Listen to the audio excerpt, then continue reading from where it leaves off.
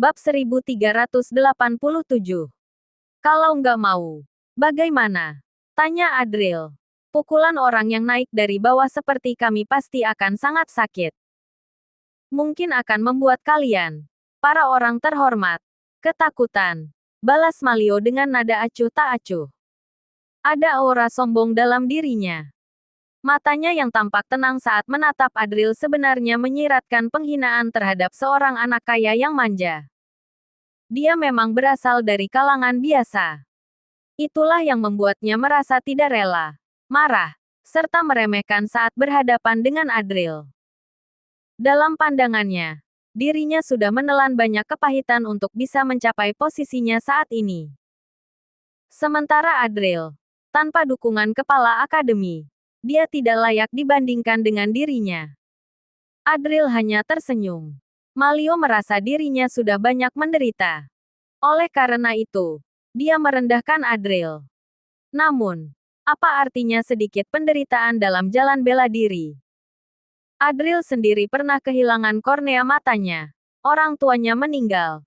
Dia dipenjara dan disiksa di ruang bawah tanah selama 2 tahun. Bahkan dikhianati oleh tunangannya sendiri. Jika semua ini dialami oleh orang biasa, mereka pasti sudah hancur. Jika saja dia benar-benar hancur pada saat itu, tidak akan ada kisah selanjutnya. Adril hanya akan menjadi seorang buta sepanjang hidup, bertahan dengan sisa-sisa hidupnya. Kini, melihat Malio yang menatapnya dengan tatapan dingin, seolah menunggunya tidak bisa menahan diri lagi dan menggunakan kekuasaan untuk menekannya, Adril merasa sedikit bosan. Dia melambaikan tangan sembari berkata, "Kalian pergilah. Kalau begitu, keluarkan saja," kata Malio. "Keluarkan apa?" tanya Adril. "Kartu emas yang diberikan kepala akademi padamu," kata Malio sambil tersenyum sinis. Malio berkata, "Bukankah orang kaya sepertimu dan Dilan punya kebiasaan seperti ini? Keluarkan kartu emasnya. Lalu perintahkan orang seperti kami yang nggak punya kuasa untuk pergi. Tapi bagiku, kalian hanya pengecut. Kalau ingin membuktikan diri, bertarunglah denganku. Kalau kalah, menjauhlah dari Weni." Adril tidak merasa marah, malah merasa semua ini lucu.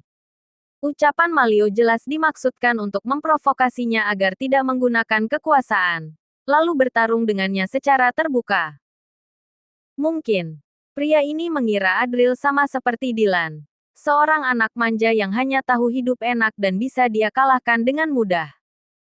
Namun, apakah Malio sanggup menahan kekuatan Adril yang sebenarnya?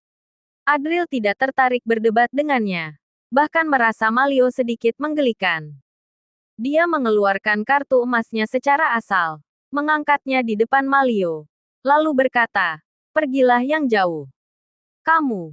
Melihat Adril masih tidak ingin bertarung, Malio langsung meledak. Dia menatap Adril dengan penuh amarah, lalu berkata dengan nada menghina, "Dasar pengecut." Adril melangkah mendekat, sementara Malio menatapnya dengan tatapan penuh hinaan.